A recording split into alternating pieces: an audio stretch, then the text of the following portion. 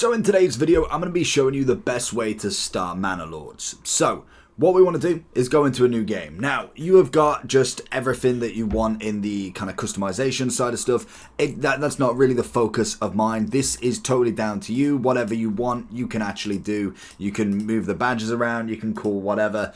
That's all great. You can change your name, all good. So the main kind of thing is this bit. So this is a scenario template that you've got. So you've obviously got Rise to Prosperity, you have got Restoring the Peace, and On the Edge. There is obviously going to be more coming soon once the game is out of early access, when it eventually does. So what I'm going to do to start with is I am going to go with Rise to Prosperity first.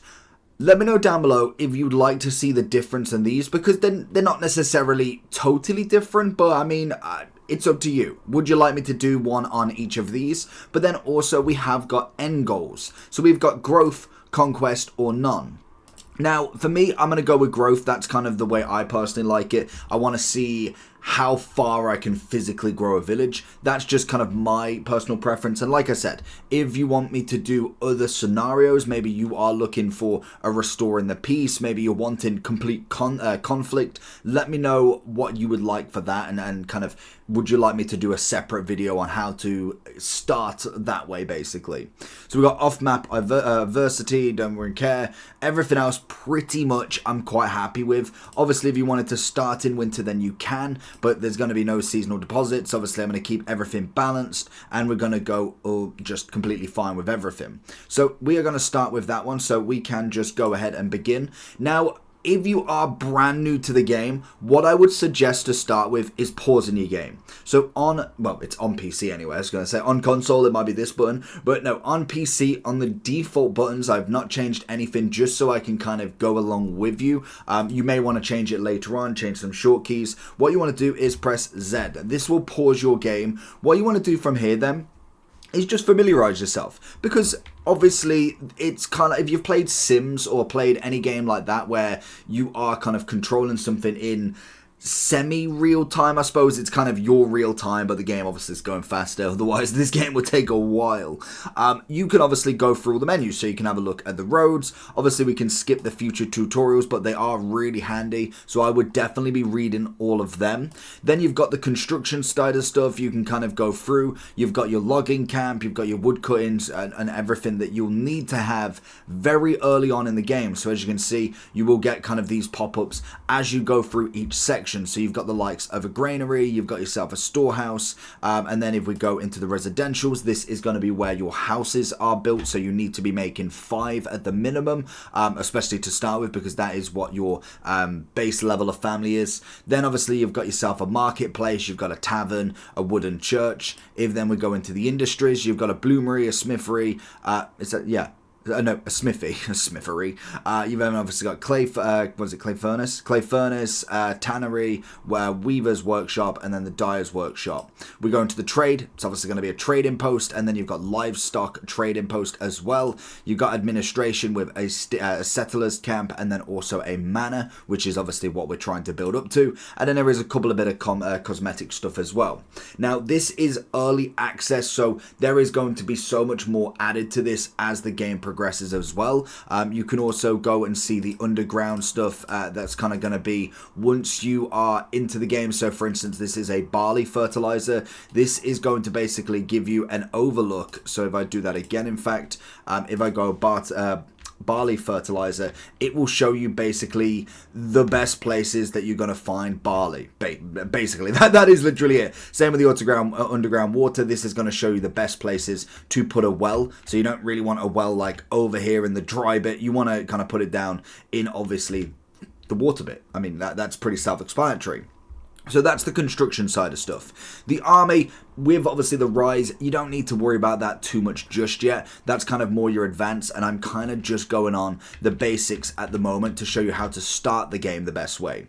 Then obviously you've got the top bar. You've got your unassigned workers. So when it comes to the unassigned workers, they are going to be the people that will actually build stuff. So it does give you a brief kind of description of everything as you go through. So families without assignments will work on construction, including guiding the ox to the transport timber. So that is just a very important piece to know.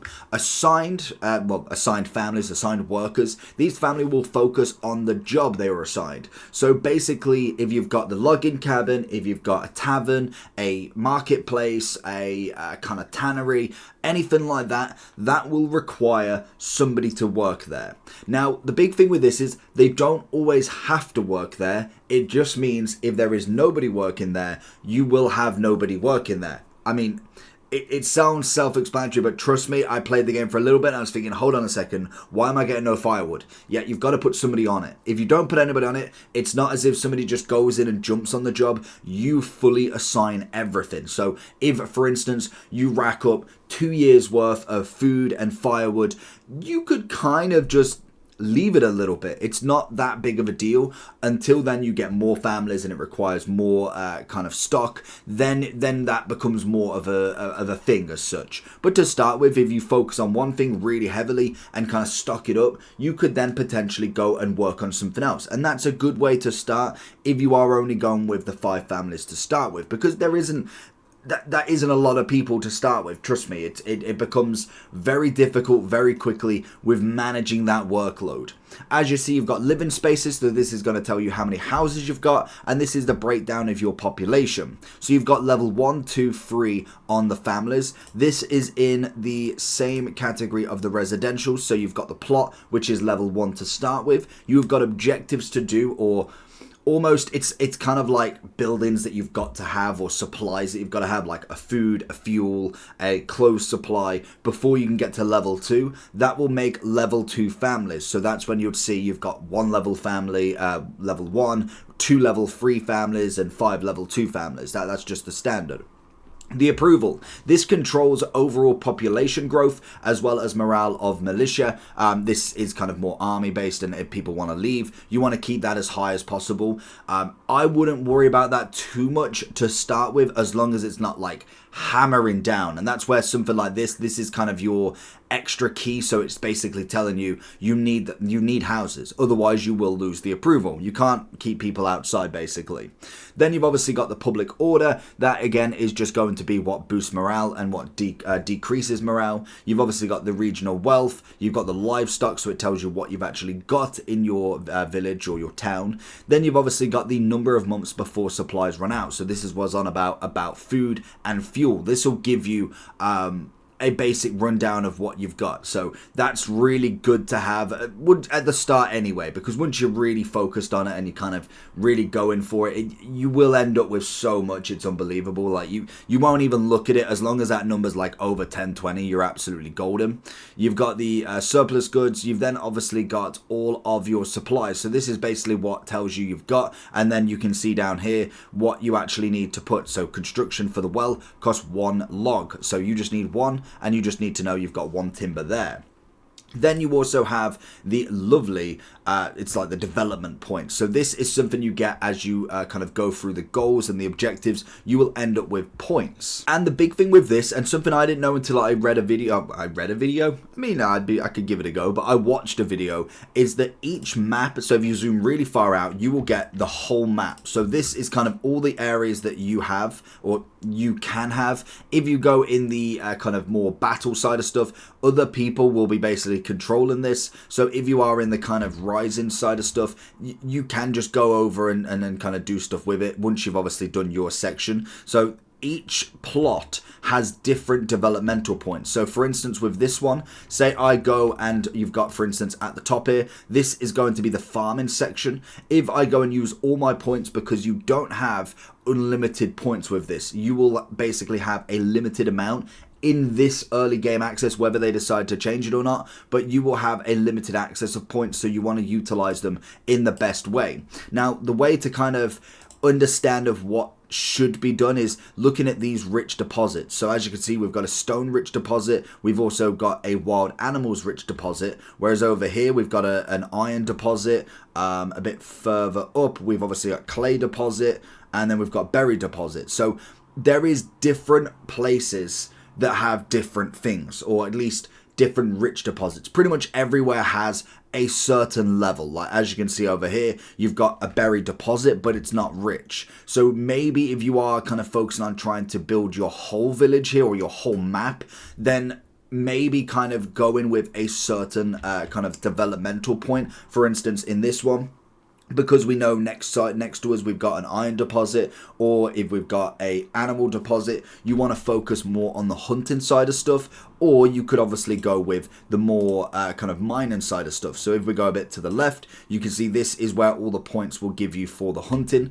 and then if you go a bit further down, this is going to be more of your kind of basis of mining. And a good one with this is the charcoal kiln. This will give you more firewood per charcoal, so it's really good for the actual fuel supply.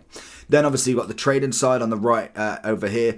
All of these, as well as you can see, are locked in early access, work in progress. So we will see these as we progress through the game, out of early access into the full working of it. So then that is kind of like the basics, very brief explanation. And that's a basic run through of the menu sort of stuff. You also have your settings. I've got a video on here what I kind of use and what you can use. Obviously there's some help. There is the map that you can just go straight to there. And then when it comes to the army, you can obviously create new units. I personally wouldn't bother with this to start with. Now, if I'm going to say what is the number one first thing, if I can even find my village to start with, is you want to start very slow. This is not a kind of thing where I'm like, okay, you really got to kind of just get one person at a time. You want to start as slow as possible, in the aspect of maybe you don't want the morale over 50 to start with, or you basically slow it down by not having more living spaces. So the way that you get more people in this, I've got a video totally going over all of the best aspects of this, is you need over 50% morale and you need one extra living space before you get that family. So say I've got 10 families, but I've only got 10 houses and I've got 85 morale. I will not gain another person until I add another house in. So it is totally under your control. That's why I'm like, don't worry about the morale being 100, because it doesn't necessarily do anything unless you add that extra living space, which is perfect because then you can kind of get down with everything. And the less people that you've got, the easier it is to manage them people, because they do have needs as well. They will require some stuff, but you can also get to grips with the game.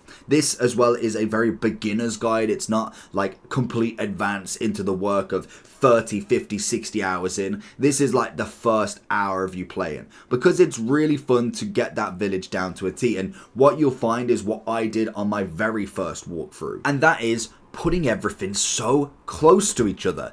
You forget that you have all of this space. This is all yours. You can put stuff wherever you like. As you can see, the borders, I can start it up here. I can start it over here. I can start in the middle of nowhere. I could build my own roads. Obviously, you've got to get rid of some trees and you got to kind of cut some stuff down to be able to make more, but you can make roads, which will be another thing. So if I want to make a point here, I can then go ahead and build that if you really choose. And the whole point of starting this at a very slow pace is to be able to kind of get to grips with everything. So for instance, with this stone deposit right next to my village, that's absolutely perfect, because I know full well once I start getting some points in, I start then doing the development, then that is going to be a thing that I really want to do straight away. And I can also build around it really close, and it is close to my village. Now, the only reason why you wouldn't necessarily go and put houses like right on the border over here is purely on the fact that they have got to go over the road to be able to get back to stuff. So if you've got all your taverns over here, your church, your workings, but then every single house is over here, you're making a bit of a commute for yourself. So the one thing that you can do, so for instance, we've got to have 5 houses. So the first things first, we've got a homeless people's tent. So what we want to do is, straight off the bat, we want to then go and build, for one, a logging camp. Now, you might be thinking, hold on a second, don't you want houses first? Well, you've got a little bit of leeway for the people as well. It's not as if you've got to build it absolutely like this second, because we need to be able to have that timber as well. So building that first is always going to be a good thing. Now, obviously with this, you want to kind of think, okay, where on this map do I want to start? Because these people, this is not a starting point. Basically, you can move all of this straight off the bat, the supplies and everything. So we want to see, okay, so we can see the lines here. This is where the stone deposit is. I'm quite happy for my people to start over here, because what I'm going to do is over here you've got the hunting side of stuff. I'm going to put my hunting tent somewhere around here, meaning that they are very close. As you can see, trees unrooted. Okay, uprooted. Sorry, for construction. 6 overlaps. Animal hand will cause migration, so that basically changes it, so that's fine. So obviously here we can then go ahead and put that in. So as we see, it does knock down some trees, so all of these are removable. It will take some time to get used to kind of where you could put stuff and not necessarily moving too much at a time. So straight away, let's go straight back into the game, and we can obviously see the construction of that. So if you go with X, you can zoom everything up as well. That is always a good key. As you see, because we've got 5 workers, everybody is rushing to do this. So that is going to be the first key. As we see, it's going to tell me about the game speed, and that's going to be brilliant. And you can pause it no matter what. As you see, we've got now other stuff that's coming up because we've started the game properly. It's telling us what we basically can and can't do. We've obviously got exposed goods, and we've got also generic storage. So once this is done, what that's talking about is over here we have a hitching post, but we also have some supplies, so it's predominantly the timber. What that is saying is, if I now go back into the pause, always pause if you're not sure as well, because you don't want everything running wild. If you are just taking it a little bit slower, it really doesn't matter at all. Is that any supplies, as it says here, goods stored here and vulnerable to weather damage and need to be moved into a storehouse. So that's perfect. It gives you what you actually need. Then obviously if you have got any food, it needs to go into a granary. It needs to go into like a pantry sort of thing. Like it needs to go into a house. You think about it in food. Would you keep your apples and pears outside in the absolute freezing rain? Will that do any good for them? Or do you keep it in the fruit bowl at home? It's totally up to you. But also, this is a great example then. So we've got the logging cab right here. This is the amount of people that are working there. So this is basically the amount of people that will be gaining different timber for you. So I'm going to add just 1 into there. We also then need to have the few other buildings that we can now go, because we're going to have, I'm going to put 2 people in there to be able to get more wood or more timber, because we are obviously going to start actually putting in a big shift with building stuff to start with. So as it said, we do need to go and have the logistics. So it's going to be a granary and a storehouse. This is where we're going to actually store everything. So again, you want to maybe keep this close to stuff, just because it's going to be where they basically put the timber and stuff. So if you're having a granary, this will be suitable for all of your food needs, your berries. That's going to be great near the hunting. So I'm going to have everything across this line to start with. Again, your map could be totally different. It isn't necessarily where you're placing stuff that I'm telling you. It's just the logistics of it, quite literally what it says here. So I'm going to have my storehouse, which is going to be facing here, and then I'm going to have my granary, which is actually going to be next to it, because then I'm going to put my hunting station, which I'm not going to build right now, but just to show you, it is, where is it? I knew I'd lose it. Oh, I'd say it's in here, isn't it? So we've got my hunting camp. This, obviously, no construction fee, actually, so I'm going to whack this right here. That's going to be 4 important buildings. And then, obviously, you've got the woodcutter's lodge as well. That's going to be perfect next to the logging cabin, because we're going to have it next to all of the stuff, because that's going to turn timber into firewood, which produces fuel. We then have the 2 sources, because the main thing we need to live is fuel and also food. Then the next one is going to be houses as well. So that's going to be what I need next. So as we can see, we've only got 1 timber left. So I've taken a little bit of a stab in the dark here that we need to be able to have enough timber. So I'm going to zoom this up a little bit more. We're going to let them go get timber, because there's 2 people working there. We've also got 3 people working on the different construction houses. Obviously, they should be really quick as well, which is always perfect. And as you can see already, we're kind of losing that morale because we don't have the houses, which is fine to start with. As you see, we're starting to get a bit of timber. So what I'm going to do again is we're going to slow down the game, and then what we're going to do is we're going to actually build our first house. These require 2 per time, and this is the big thing, is where do you put them? So straight off the bat, I'm thinking, okay, in terms of the logistics side of stuff, we've got our base layer here. We can move everything as well. So for instance, with the logging cabin, if we click it, we can relocate. So if you wanted to put everything really close together whilst you're learning stuff, you're starting to then be able to kind of see what the whole process looks like and how quickly everybody's doing stuff, and obviously moving up villages for more people. You can kind of have different things in different areas. So obviously if we had 5 houses over here with 5 families and 5 over here with 5 families, we could then locate them, that them 5 families work on the logging camp, they work on the tannery, whereas over here they work on the tavern, they're in the church, they're doing the deposit. It's all about progression, but for me, slow progression is absolutely key in this game for your first run through. I'm saying once you pass the advanced stage and you know absolutely everything, you can do this. Even if you was just running in normal game speed, you don't have to zoom it up like I'm kind of doing for the video, because you can just kind of work as you're going, basically. So what I'm going to do is we're going to build a house just here. We're going to build a couple just here for us. So we're going to build the first one just so you can see it. So if we go further down, we're going 1 point, 1 point, and then you want to make it far enough to be able to have a little garden at the back. That is going to be one house. So then if we zoom out of the game, then we can go back into it. So this is going to be then, they're going to be completing that. And then if we just zoom the game up a little bit more, because we do need a bit more timber to be able to make these other houses. As you can see, because I've got one under construction, I've got the +1 there. So once I've got one in, then the first family will go in. As you see now, we've got another free timber. I need to make at least, what is it, 5 houses it is. So once I've gone there, I will be able to make the other houses just once I've got a bit more timber. So we need at least, what, 10 timber for this project. So we need 8 at the minimum to be able to put all them houses in. Obviously, we're going to then have to work out the fuel and also then the food, because that is going to be a big thing as well. So we've got to 6. It is going into nighttime, so everybody's going back into their shelter. So that is something that is absolutely fine. You've just got to kind of work with it. We've got 8 now, so I'm going to pause it quickly. In fact, we've managed to get 10. We're going to then build the other plots. You can put them point to point. So as you can see here, we're going to go like that. We're going to extend it for the 4 houses, and then we're going to build one more just ahead of time here, and then we're just going to put it there. Don't worry about the kind of side of it, we can kind of work with that anyway, but that's going to be all 5 houses, meaning all of the people are very happy. And now this is why I'm saying about progression should be low, because now we've built these, now we need the fuel. So already there's one person taken away from the kind of actual logging camp. So when I go back into the game and we back out of this, we're going to need this woodcutting lodge to be able to fund the fuel that we've got. So if we zoom all of this up, we've obviously got the hunting camp now. We've obviously got the approval for the plots. Is that burger?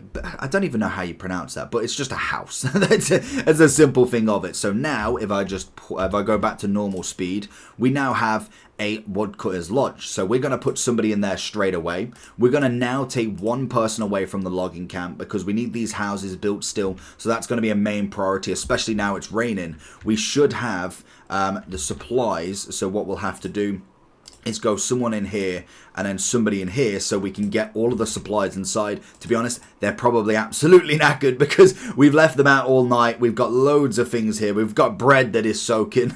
We've got firewood that can't light and stone that is just a little bit soggy. So that is kind of the importance of it. It doesn't make that much of a difference to start with. Like, genuinely, to start with, it isn't going to be the be-all and end-all. You will make it through the first few hours without really knowing what to do. I spent the first hours, I didn't pause the game, I just kept going through. As you see now, we've got the fuel for 16 months, so that's really good. I could potentially now take him off, but we want to see what the fuel consumption of these are. So I'm going to speed the game up because we should be in a pretty good pattern at this moment in time. As we see the pantries now I've added somebody to the storehouse and to the granary. That is going to move all of them, so they should come and start moving them, which is perfect. And then obviously with the hitching post, I could relocate that and put it just that little bit closer, so it is just a little bit easier to be able to actually get that ox over there. So that will change as well once the construction's happened. As you see, all the buildings are starting to come up now as well, and we've also got very little food, so I'm going to have to put somebody on here. What we'll do then is we'll swap over the woodcutter's lodge and we'll put him into the hunting post, because that's going to give us then food, because at the moment we're running very low on food, and as you can see, we're running very low on fuel as well at times. So it is all about really kind of balancing everything out. As you can see, the houses are starting to be built and we've got everybody on their post. We've got one in the login camp. We've then obviously got nobody in the woodcutter's camp, and then we've also got one in the hunter's camp. So then we've got all these buildings being built. We should then start to get somebody who is going to get the hide and meat. So that's going to be perfect. We've also then hit our first settlement increase. So this is going to give us our first point very early on. And it may look like I'm making it look a little bit easier because I have played the game. So as an absolute beginner, I didn't know what I was doing either. It takes just reading stuff, going through it. And once you get into it, I must admit, it's a very in-depth game that I'm hoping they really take to that next level, especially in the after early game access, so once they get into the full game. So already I'm kind of made a point. I don't have to spend it right now, but it'd be really good to make that point. So obviously with our zone at the moment, we've got the difference between hunting and then also the difference between the mining. So actually I'm going to go with the charcoal one for this because it makes the firewood and it makes the actual fuel source so much easier. Now the hunting's very good for the food, don't get me wrong, but I must admit the firewood is absolutely banging, so that is what we need to do there. So once we've done that, we should now be starting to increase our food source, obviously from the generic hunting camp. That should then be going into the granary, which is always perfect. So that is kind of the basic start of the game. Like I said with the plot, so if I don't know if I'm zoomed, there we go, that'll be the normal side of stuff, but this is the level 1. So what I can do from here is the back gardens can have something. So for instance, we've got goat shed, we've got chicken coop, we've got vegetable garden. So each one can have something different. Obviously the wealth side of stuff, which is over here, will cost. So as you can see, we can obviously go with goat shed or we can go with a chicken coop. That is going to take it down to 10, and I've got to actually get more from imports, treasury, tax policies, all of that jazz to be able to get more out of it. So that is going to be just the start to be able to get some extra stuff. So vegetables that are obviously required for ploughing. Then we've obviously got the chicken coop, which will be added on in a second, which is going to be great for eggs and all of that good stuff. So more food supply. And that pretty much is the bog standard basics that you need to start with. Once you've gone past this side, this is kind of now the point where I'm like, you can kind of just filter around and see what you want to do with the rest of your game. Obviously with the approval, as long as you've not got the homelessness, people then will start to get bored. So you want to be looking towards more of the industry side of stuff or the actual fun side. So for instance, getting a tavern, which then requires ale, which requires a farmhouse, then obviously somewhere to actually make the malt. It is, like I said, it carries on, and I must admit, once you get into it, you get lost with how much that you actually got to do, and then you expand a little bit, you get 3 or 4 more villagers in, you can then expand a little bit, get level 2 plots, then you maybe get level 3, you can start adding a wooden church in, you can then start adding all of the fields, the marketplaces, the windmills, and you start then producing a town, a fully run village. And once you've got enough people per station, it makes life so much easier, like genuinely, because it's just so easy once you are autonomous with it. At the start, you feel very overwhelmed, I suppose, and you've got so many different things. Like already, I'm on the basics, and I've got not enough people to run everything of the basic stuff. I haven't got a farm, a farmhouse, a church, a tavern, all of them other stuff that we've still got to get. Like we've still got to get a forester's hut. That is going to be absolutely massive because that plants trees. So for instance, if I've obviously got my logging cabin over here, potentially I want to have the forester's hut somewhere kind of close to it, but enough that it's going to produce the trees to be able to be sustainable. And just one of them isn't going to be enough. Then you want to have another specific zone for trees because you're going to be cutting at a good rate to get fuel. That is why I've gone with the charcoal, because it does add double the value. So every 1 firewood is going to give you another one back. So as you can see here, charcoal kilns convert 1 firewood into charcoal. So obviously if I wanted to put that, we'll put it a little bit further away. We'll go say somewhere down here. That will be under construction. Basically with that, like it says, charcoal kilns convert 1 firewood into 2 charcoal, making refueling twice as efficient. So that's going to be a really good fuel source. As you see, the food is starting to go up, but that's going to be perfect for the kiln to be able to make sure that the fuel is going up as well, because you don't want that to be dropping to 0 either. And then from there, you've obviously got loads of other stuff that's still coming. And the big thing with this is, Well, you've even got the mining pits as well. You've obviously got the stonecutters camp, stone nearby if you need it. You can obviously trade it, and you can trade it to other villages if you go in that way inclined. But the big thing with all of this is just the basics. This is the early game access. It's not fully finished. I'm very excited to see what they can kind of add to it and the different ways they can kind of give you the scenarios to make this even better. So let me know down below if you did get your kind of information from this, and if you want to like and subscribe as well. I'll be going through more specifics in individual videos. Let me know down below how I did, and I'll catch you all for the next one. Peace.